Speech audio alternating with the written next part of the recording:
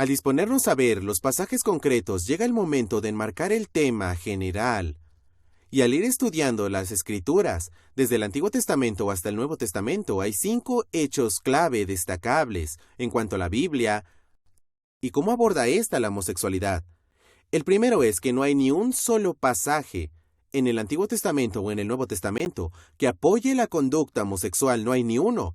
No hay ningún apoyo favorable a las relaciones entre personas del mismo sexo. Segundo, hasta mediados del siglo XX, ningún líder eclesiástico refrendó la conducta homosexual. No lo he podido encontrar en ninguna parte. No soy consciente de que ningún líder eclesiástico refrendara la homosexualidad hasta mediados del siglo XX, tal vez con alguna rara excepción, porque fue en el siglo XX cuando se produjo la revolución sexual. Tercero, todas las normas bíblicas presuponen la sexualidad entre un hombre y una mujer. El Antiguo Testamento, el Nuevo Testamento, Jesús, Pablo, aunque no se indique explícitamente, siempre es la suposición que subyace.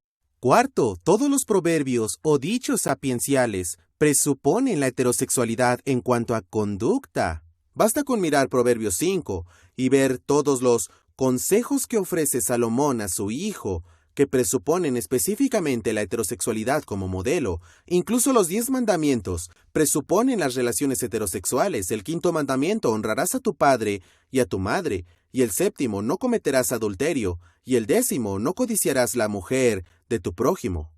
Así que la Biblia habla unánime y uniformemente de que Dios diseñó el sexo para un hombre y una mujer en el marco de una relación de amor para toda la vida. Pero esto plantea una pregunta mayor que deberíamos retroceder, y aquí está realmente la pregunta en cuanto a suelen marcar el asunto. ¿Existe un Dios que ha hablado sobre el tema del sexo? En otras palabras, ¿hay un Dios que ha diseñado el sexo de una determinada forma y nos ha revelado esta verdad a nosotros? Hace un tiempo tuve algunos problemas con mi conexión a Internet, así que llamé a uno de esos operadores de la India y me ayudó con mi problema. Cuando estaba a punto de colgar, le dije: usted está todo el día respondiendo preguntas sobre computadoras. ¿Podría decirme cuáles son las preguntas más tontas que le han hecho sobre una computadora? Recuerdo que me dijo que sí, que le había llamado a alguien muy enfadado y frustrado y le había dicho: necesito ayuda porque mi posavasos no encaja. Pensaba que la unidad de DVD era para sostener una taza. Dijo que también le había llamado una señora frustrada y confundida porque decía que su pedal no funcionaba. Tal vez haya visto a alguien usar esas antiguas máquinas de coser que tenían un pedal. Esta señora pensaba que el ratón iba abajo y era un pedal. Y esto último le ocurrió realmente a alguien muy querido para mí y no puedo compartirlo con ustedes porque no quiero avergonzar a la mujer que me dio a luz. Muy bien, se trata de mi madre hace unos años. Cuando no entendía mucho de tecnología, compró una computadora nueva y decidió crear su propia cuenta. Una de las primeras instrucciones en la pantalla decía: cierre todas las ventanas. Mi madre se puso de pie, recorrió la casa y fue cerrando todas las ventanas que estaban abiertas. Imagino que en estos momentos están en shock o riéndose porque ustedes saben algo acerca de computadoras. ¿Saben que alguien muy inteligente ha diseñado una computadora para que funcione de una determinada manera? ¿Verdad? La unidad de CD-ROM no es para sostener una especie de taza. Si todavía utilizan un ratón, desde luego no están pensando como pedal, y cuando aparece en pantalla cierre todas las ventanas, no se refiere a las ventanas de su casa. ¿Lo ven? Una computadora ha sido diseñada, pero solo cuando conocemos el diseño y sabemos la verdad sobre ella, tenemos la libertad de usarla conforme a su propósito. Esta es la pregunta general. ¿Existe un diseño y un propósito para el sexo? Al igual que una computadora, ¿hay algún manual de instrucciones que indique cómo se supone que hay que hacer las cosas? ¿Existe un diseñador que nos las haya revelado? Y lo interesante sobre las Escrituras es que lo primero que aprendemos sobre Dios y Génesis explícitamente no es que Dios es amor, que Dios es justo, que Dios es santo. Génesis 1:1 dice: en el principio creó Dios. El primer atributo de Dios que se nos enseña es que Dios es creador. ¿Por qué importa eso? Este no es un mundo accidental en el que la verdad es algo que nos inventamos. Este es un mundo con un propósito en el que Dios ha infundido naturaleza y realidad, con un modo en el que se supone que debe de ser. Así que el primer par de capítulos del Génesis aprendemos que existe un propósito para el matrimonio, un propósito para el sexo, y que Dios tiene un diseño, igual que hay un diseño sobre la manera en que se supone que debe de ser.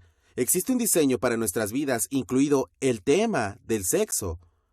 Es por eso que cuando hablo con jóvenes, a menudo les hago esta pregunta. Les digo, ¿cómo definirían la auténtica libertad? Y la respuesta que suelen dar es, la libertad es hacer lo que uno quiere. Pero no creo que esa sea la libertad. Pienso que la verdadera libertad es vivir de acuerdo con el propósito de Dios para nuestra vida. Podemos tomar nuestra computadora y decir, la usaré para surfear, es un arma, no está diseñada para esto, así que no es libre a menos que sepa la verdad y que viva en consecuencia. Por eso David, que entendió que la ley de Dios y su propósito eran buenos, aunque no la cumplió y falló como hacemos todos nosotros.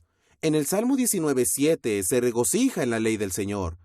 Dice, la ley del Señor es perfecta, que convierte el alma. El testimonio del Señor es fiel, que hace sabio al sencillo. Y de hecho, el Salmo 1:2 decía, bienaventurado el varón que no anduvo en consejo de malos, ni estuvo en camino de pecadores, ni en silla de escarnecedores se ha sentado, sino aquí está, en la ley del Señor está su delicia, y en su ley medita de día y de noche. Amigos, Dios nos ha dado normas, mandamientos y pautas para nuestro bien. Y eso es realmente la cuestión principal. ¿Hay un Dios que ha diseñado el sexo con un propósito y diseñado este mundo con un propósito? ¿Estamos dispuestos a seguir sus directrices? La pregunta sobre la homosexualidad no es una pregunta sobre la existencia de Dios. En el fondo es una especie de pregunta sobre la bondad de Dios. Y debemos tener la voluntad de confiar en que Dios es bueno y sabe lo que está haciendo con su diseño. Por eso Moisés escribe en Deuteronomios 10, 12 al 13, Ahora pues, Israel, ¿qué pide el Señor tu Dios de ti?